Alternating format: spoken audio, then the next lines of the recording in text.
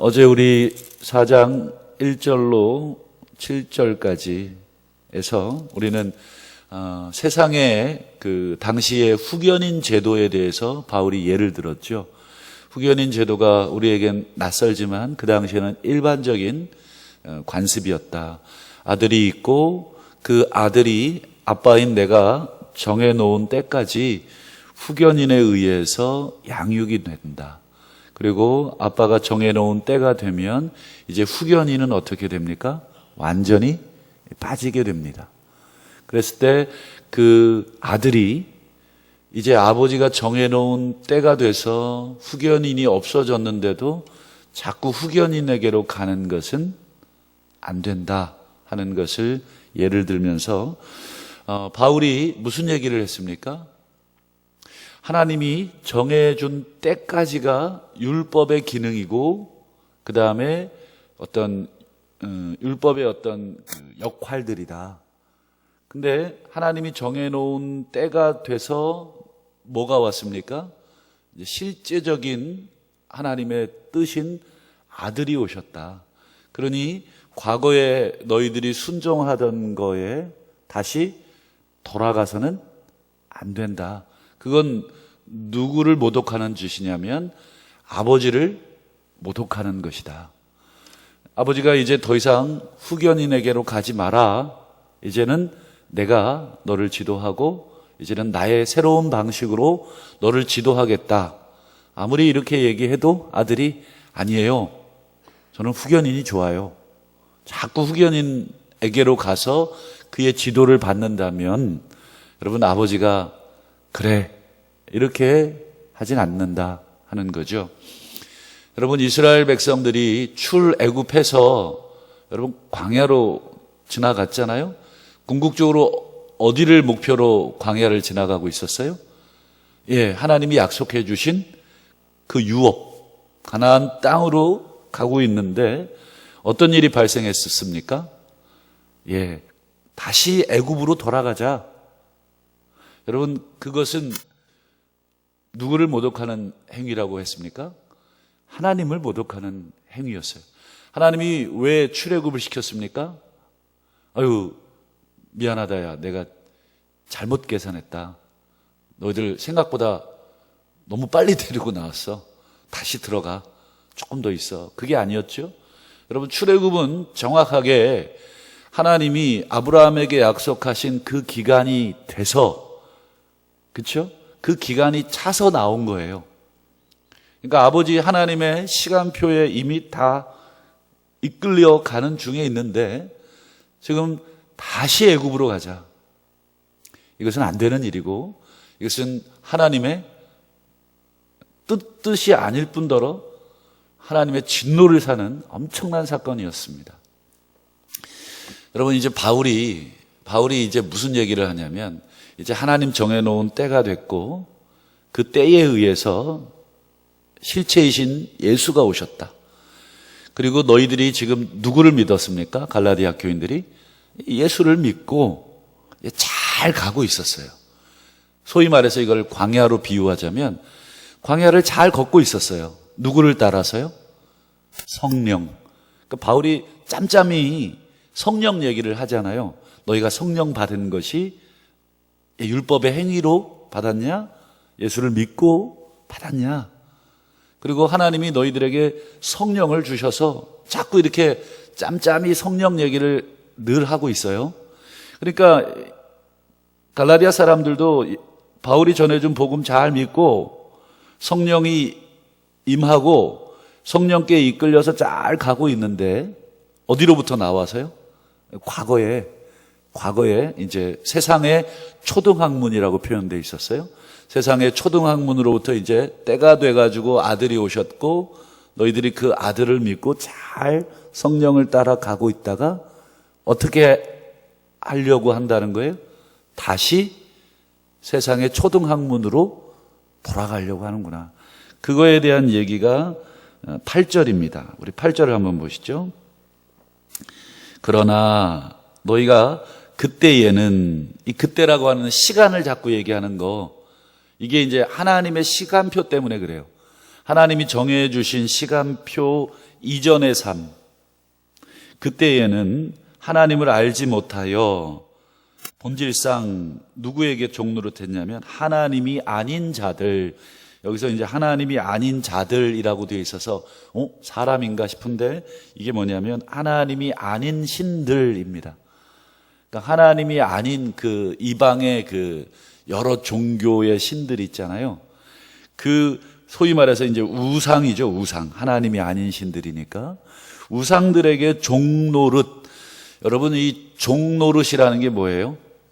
그저 우상 이렇게 하나 해놓고 이렇게 이제 세워놓고 이렇게 비나이다, 이게 아니라 이 우상에게 종노릇 한다는 건 단순히 그냥 이 우상의 신전에 가서 예배 한번 드려주고 제물 한번 바치는 게 아니라 이 우상이 가르치는 삶을 그대로 어떻게 한다는 거예요? 따라간다는 뜻이 이 우상을 섬겼다 하는 거예요. 여러분, 누군가를 여러분들이 따른다 할 때, 사람도 마찬가지잖아요. 내가 저 사람을 따릅니다, 저 사람을 지지합니다, 저 사람을 믿습니다 라고 할 때는 뭐를 믿는 거예요? 그 사람이 나에게 이렇게 하라 저렇게 하라 하는 말도 내가 따라가는 거죠. 여러분, 그게 바로 종노릇입니다. 그러니까 단순히 우상 단지 하나 이렇게 집에 이렇게 갖다 놓는 게 아니라 이 우상이 이끌어가는 그들이 원하는 삶의 방식을 내가 살아간다 하는 것이죠. 자, 9절을 보세요. 이제는, 자, 아까 우리 8절에는 그때는 이라고 되어 있고 이제 9절에는 이제는, 그러니까 시간을 자꾸 얘기하는 거예요. 야, 그때와 지금이 다르잖아. 이 얘기를 하면서 지금은 어떤 상태가 됐다는 거예요? 너희가 하나님을 알게 됐다. 때가 돼서 하나님이 예수를 보내주시고 그 예수를 너희에게 전해주니 너희가 그것을 믿어, 그분을 믿어, 그분도 알게 되고 하나님도 알게 됐다. 뿐만 아니라 더욱이 하나님이 아신 바 되었다. 이게 이제 번역이 약간 잘못됐는데 하나님이 아신 바 되었다는 게 아니라, 물론 이제 이걸 이제 하나님을 주어로 써서 그렇지만 원래 이제 수동태로 되어 있습니다. 그러니까 하나님에 의해서 아신 바가 되었다. 즉 수동적인 거죠. 하나님이 너희를 알게 됐다. 너희 입장에서는 하나님에 의해서 알려지게 됐다. 너희들이 하나님을 내가 알았습니다 라고 하는 게 아니고 거꾸로다. 하나님이 너희를 알아주신 거지, 너희가 너희의 어떤 이성적 판단이나 너희의 어떤 걸로 내가 하나님을 알았어요. 그러니까 이제 우리가 이런 식이죠. 내가 예수를 믿은 겁니까? 믿게 된 겁니까? 이게 이제 헷갈리죠. 예수를 믿었다고 표현한 건 내 입장에서 얘기한 거고, 내가 어떻게 예수 믿게 됐는지 모르겠어요 라고 하는 거는 누구의 입장에서 얘기하는 거예요? 하나님의 은혜의 입장에서 얘기하는 거예요. 그래서 어느 게 더 성경적일까요? 내가 어떻게 믿게 되었는지, 이게 더 성경적이에요. 그러니까 엄밀하게 말하면 내가 막 성경을 막 접해가지고 막 그렇게 해서 하나님을 안 것처럼 느껴지지만, 그래서 내 어떤 머리로 막 안 것처럼 느껴지지만 그렇지 않다. 하나님에 의해서 우리가, 그 은혜에 의해서 우리가 하나님을 알게 된, 나도 모르게 어느 순간 눈 떠보니까 내가 믿고 있더라. 여러분, 머리 똑똑하고 이런 사람 같으면 성경 막 이렇게 학적으로 대하면 다 알겠죠. 제가 서점에 갔더니, 실명 얘기해도 되나요?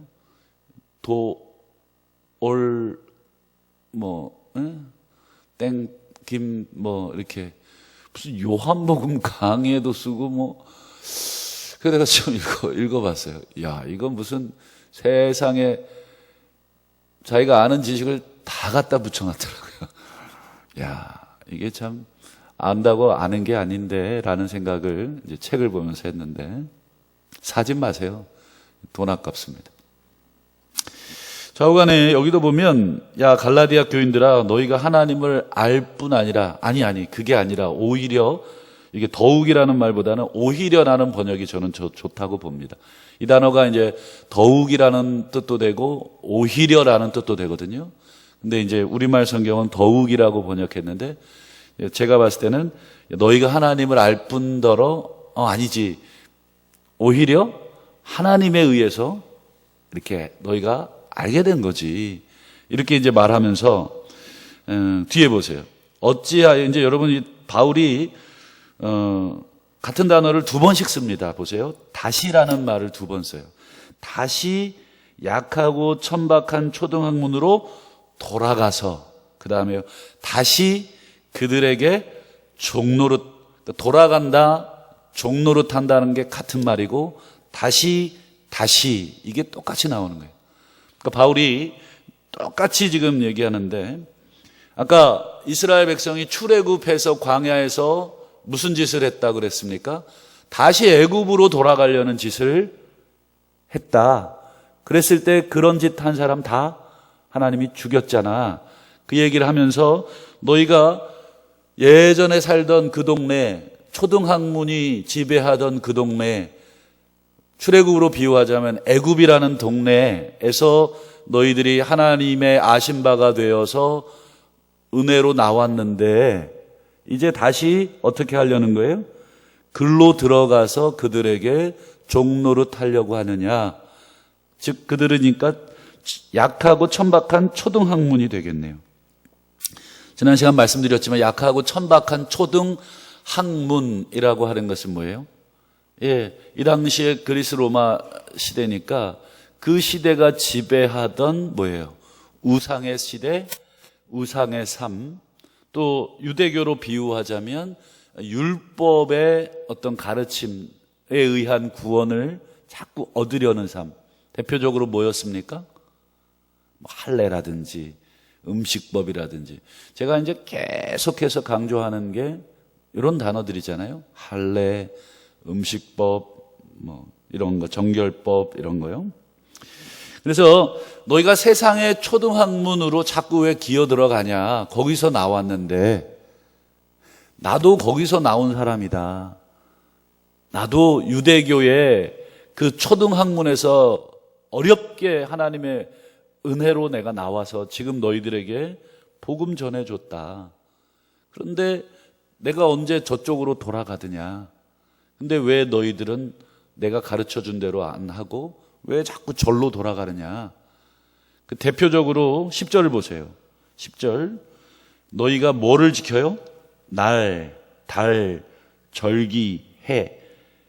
이게 전부 다 뭐예요? 유대교의 시간에 따른 절기들입니다. 예를 들어 안식일, 그 다음에 초막절, 그 다음에 대속제일, 또 뭐가 있어요? 유월절, 많잖아요. 유대인의 그 절기들, 그리고 날들, 이런 것들. 이런 것들을 삼가 지키고 있다. 여러분, 지난번에도 말씀드렸지만 바울이 화가 난 게 갈라디아 사람들이 단순히 할례 받았기 때문에 화가 났나요? 그렇지 않다. 그리고 바울이 단순히 갈라디아 사람들이 갑자기 안식일 지키고 유월절 지키고 초막절 지키고 대속죄일 지키고 이런 절기 지켰다고 화가 난 걸까요? 여러분, 바울도 이런 절기 본인도 지키고 있어요. 여러분 사도행전 읽어보셨죠? 와가지고 어떻게 해요? 예루살렘 가서 성전 가서 제사 지내고 그랬어요. 바울도 복음 전하고 와서 절기 지켰단 말이에요. 안식일 다 지켰고 바울이 할례 줬고 본인도 받았고 자기는 다 하면서 왜 갈라디아 사람들한테 왜 너희들 날, 달, 절기 해? 왜 이런 거 지키냐? 이렇게 얘기한다면 스스로 뭐가 돼요? 그렇죠. 모순이 되는 거죠. 내가 하면 로맨스고 네가 하면 불륜이냐? 이런 거죠. 그 애들 말로 내노란불인가요? 그렇게 줄여 얘기하더라고요. 바울은 지는 다 하면서 왜 갈라디아 교인들을 향해서 왜 날과 달과 절기와 해와 할례를 이렇게 하느냐? 여러분, 바울은 그런 것 다 중요하지 않다. 바울이 정말 갈라디아 교인들에게 화가 난 것은 그게 뭐예요? 그 절기, 달 이런 거를 강요하는 어떤 유대교의 유대교의 그 선동자들의 그 본심이 뭐냐면 마치 이런 거와 똑같습니다. 우리 교회로 표현하면 이제 성탄절이에요. 성탄절 때 다 나와. 부활절 때 다 나와. 부활절도 지켜. 성탄절도 지켜. 그리고 주일도 지켜. 그리고 무슨 감사절 있으면 감사헌금도 해. 그리고 기독교가 얘기하는 어떤 기본적인 것들은 다 해. 근데 세상 나가서 보니까 그 삶이 뭐예요? 세상 사람들하고 똑같아. 여러분, 그러면 그 사람을 뭐라 그래야 될까요? 지금 바울이 화가 난 것은 바로 그겁니다. 우리 몇 절을 보냐면 갈라디아서 5장 6절을 한번 화면을 준비됐는지. 예. 자, 보세요. 그리스도 예수 안에서는 할례나 무할례나 뭐가 없어요? 예, 아무 효력이 없다. 그래서 할례 받아라. 받고 싶지 않으면 받지 마라. 받고 싶냐? 2번이나 3번도 받아라. 절기 지키고 싶냐? 지켜라. 지키고 싶지 않냐? 지키지 마라. 근데 이게 중요한 게 아니다. 사랑으로서 역사하는 믿음. 근데 여러분, 바울이 평소에도 믿음을 강조했는데 믿음 앞에 뭐를 수식시키고 있어요? 그냥 믿음, 예수 믿음, 야, 예수 믿음이 중요하다. 이렇게만 얘기하지 않고 앞에 뭐예요? 역사하는 믿음. 근데 뭐에 의해서 역사하는 믿음이에요? 그렇죠. 사랑이라고 하는 원리에 의해서 움직여지고 있는 믿음이어야 된다. 그러니까 너희들의 믿음이 뭐에 이끌리는 믿음이어야 되느냐? 사랑이라고 하는 믿음. 그 사랑이 뭐예요? 그냥 내가 좋아하는 사람, 내 기분이 좋은 대로 하는 게 사랑이에요? 지금 바울이 말하는 지금 이 사랑은 뭐예요? 모든 율법을, 모든 계명을 다 담을 수 있는 성경의 뭐예요? 핵심. 여러분, 성경을 한 단어로 하면 뭐예요? 사랑이잖아요. 그걸 2개로 찢으면 뭐예요? 하나님에 대한 사랑, 이웃에 대한 사랑. 그러니까 바울이 사랑으로 역사하는 믿음이라고 했을 때는 그 믿음이 전부 다 뭐예요? 성경의 그 정신, 하나님이 우리에게 이렇게 살기를 원하도록 가르쳐주는 정신, 그 정신을 구현해내는 너희들의 믿음이다. 근데 지금 갈라디아 사람들이 유대의 선동가들에 의해서 지금 무슨 짓을 하고 있냐면 할례는 다 받고 절기는 다 지키는데 뭐는 안 해요? 정말 본질적인 거, 하나님이 원하시는 삶은 전혀 안 살아요. 아까도 말씀드렸듯이 모든 형식적인 건 다 지켜요. 그걸 지킴으로 나는 구원받았다 생각을 해요. 예배당 나와요. 헌금도 드려요. 절기도 다 지켜요. 봉사도 다 해요. 그런데 나가보니 삶은 어때요?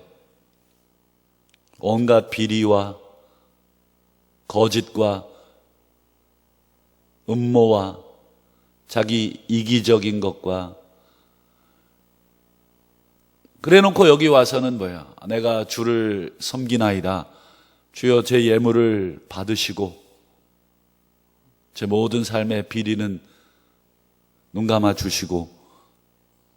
지금 바울이 화가 난 본질적인 내용은 그것입니다. 그러면서 11절 보시죠. 마지막으로 내가 너희를 위하여 수고한 것이 헛될까. 바울이 갈라디아 교인들을 위해서 뭘 수고했는지가 이제 분명해지네요. 바울은 늘 말씀드리지만 단순히 예수 믿어 구원받는다고 하는 교리책 하나 딱 던져주고 자 이거 달달달 외우면 구원받아. 이렇게 한 게 바울의 수고일까요? 아니죠. 바울은 이제 내일 살펴보겠습니다만 바울이 갈라디아 교인들하고 머무는 동안 자기가 어떻게 너희들과 함께 삶을 살았는지를 보여준 얘기를 해요. 자기의 삶을 간증합니다. 여러분, 항상 사람을 평가할 때는 그 사람의 말이 아니라 그 사람이 하는 행동으로 평가를 하셔야 됩니다. 여러분, 말은 얼마든지 공의를 외칠 수 있어요. 말은 얼마든지 사랑을 할 수 있어요. 내가 얼마나 교회를 사랑하는데, 내가 얼마나 교회를 위해서 헌신했는데, 내가 얼마나 하나님을 사랑하는데, 여러분 그 말에 현혹되지 마십시오. 여러분들이 정확하게 누군가를 판단할 때는 그 사람이 한 행동만 보고 평가하시면 됩니다. 그리고 그 행동이 얼마나 신실하게 오랫동안 지속됐는가를 보고 평가하시면 돼요. 한 번, 두 번 이벤트로 여러분 뭔가를 할 수 있지만 한 사람이 10년, 20년 여러분 사랑으로 역사하는 믿음을 보이는 것은 불가능합니다. 그래서 여러분 우리가 교회 생활, 신앙생활 같이 하다 보면 그 사람의 됨됨이를 뭘로 평가하나요? 그 사람의 말로 평가하지 않습니다. 아무리 청산유수처럼 기도해도 여러분 그 사람 기도를 들으면 어때요? 아유, 너나 좀 잘해라. 하나님 용서하게 해주시고 사랑하게 해주시고 우리가 품게 해주시고, 아무리 그렇게 기도해도 여러분 그 기도 믿으시면 안 돼요. 그 사람이 정말 삶에서 그렇게 하려고 애를 쓰고 100% 완벽할 수는 없어요. 여러분 그거 가지고 또 시험 드시지 마시고, 저 사람이 참 노력하고 있다, 저 사람이 애를 쓰고 있구나, 참 저 사람 자기의 본성을 거스리고 있구나, 정말 저렇게 애를 쓴다면 그래, 저 사람의 말을 우리가 믿어줘야지. 여러분 오늘날 많은 사람들 왜 신뢰를 못 얻습니까? 그들의 말이 투박해서 그렇습니까? 그렇지가 않죠. 여러분 말한 것과 그들이 말한 것대로 사는 것이 다를 때 우리는 실망하고 돌아서는 거 아닙니까? 그런 면에서 오늘 바울이 갈라디아 교인들 그렇게 화가 난 거예요. 너희들이 왜 믿는 거하고 왜 사는 거하고 다르냐? 나를 봐라. 그래서 바울이 내일 보면 너희가 나와 같이 되기를 원한다, 이런 얘기를 해요. 그건 나를 본받아라, 이런 얘기. 바울이 자기가 가르친 것과 자기가 보여준 것이 확실히 달랐다면 어찌 뻔뻔하게 갈라디아 교인들에게 위선적으로 그렇게 말할 수 있겠습니까? 그렇죠. 너희가 나를 본받아라, 이런 말을 한다는 것은 뭐예요? 자기의 가르침대로 자기가 너희들 앞에서, 갈라디아 교인들 앞에서 살지 않았냐 하는 것이죠. 그래서 바울이 내가 너희를 위하여 수고한 것이 헛될까 봐 그게 나는 두렵다. 너희들이 절기를 지키고 안식일을 지키고 할례를 받고 이거보다 정말 본질적인 그 하나님이 원하시는 성령에 이끌리는 삶, 그걸 지금 잃어버리고 있는 게 너무 두렵다. 그래서 바울이 마지막 11절에 자신의 두려움을 처음 얘기하죠. 말씀을 맺겠습니다. 여러분 우리가 예수 믿어 의롭게 된 줄로 믿습니까? 여러분 이제 그렇다면 여러분 우리는 교리 하나 더 외우고 있는 게 아니라 예수님이 가르쳐준 대로 여러분 살아야 되는 사람입니다. 여러분 예수님을 모르는 사람들하고 똑같은 방식으로 살아서는 안 되는 것입니다. 똑같은 방식으로 살면서도 전혀 괴로워하지 않는다면 그것은 더 문제입니다. 여러분 우리가 온전한 삶을 여러분 살 수 없다는 거 우리 모두는 다 잘 압니다. 그러나 우리가 온전한 삶을 살지 못한다는 걸 다 알기 때문에 그 삶을 포기해서는 안 되겠지요. 우리가 100점을 못 맞는다고 시험을 다 포기해버리는 어리석은 학생이 안 돼야 되겠습니다. 우리의 목표는 100점이지만 현재 내 점수는 50점밖에 불과하지 않다면 이제 나는 공부 때려치겠다 하는 게 아니라 내가 그 다음 55점을 향해 60점을 향해 그 다음 시험에 또 노력하고 70점, 80점. 그래서 우리가 죽을 때까지 100점을 못 맞을 겁니다. 맞을 수가 없죠. 그렇지만 100점이라는 게 있기 때문에 늘 우리가 얼마큼이 부족한지를 아는 것입니다. 예수님의 가르침과 하나님의 가르침이 분명하기 때문에 여러분, 내가 지금 어느 수준에 와 있는지를 알고 가는 겁니다. 만약에 여러분, 내가 요 수준에 있고 하나님이 이걸 원하셔서 내가 죽었다 깨나도 이걸 못 올라가니까 어리석은 학생은 하나님의 율법을 치워버리는 거예요. 그리고 내 마음대로 사는 거예요. 그리고 그냥 형식적인 거 붙들고 사는 거예요. 그냥 교회 다니고 그냥 뭐 절기 지키고 성탄절 한번 와주고 카탄타 한번 들어봐주고 그리고 뭐 돈에 여유가 있으면 헌금도 한번 해드리고 이런 거예요. 여러분, 그렇지 않습니다. 우리가 예수를 믿는다는 것은 교리를 믿는 게 아니고 예수님의 가르침을 따라간다는 것이고, 내 삶에, 예전에 내가 살았던 저 삶의 방식을 삶의 방식으로 다시 돌아가는 게 아니고 이제 유업을 향해서 성령께 이끌려 앞으로 가는 것입니다. 바울이 그 앞으로 잘 가라 하고 다시 사랑의 마음으로 책망을 하고 있습니다. 오늘 하루도 주어진 삶 속에서 우리가 예수 믿는 자처럼 생각하고 판단하고 사시기를 주의 이름으로 축복합니다.